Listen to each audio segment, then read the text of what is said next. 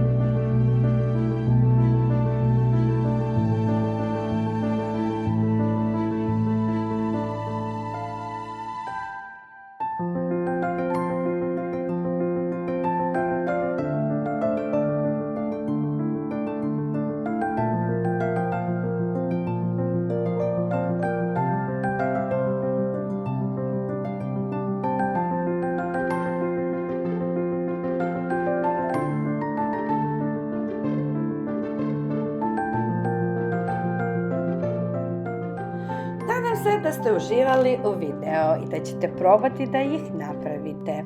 Zapratite me za još lepih ideja. Vidimo se uskoro. Ćao!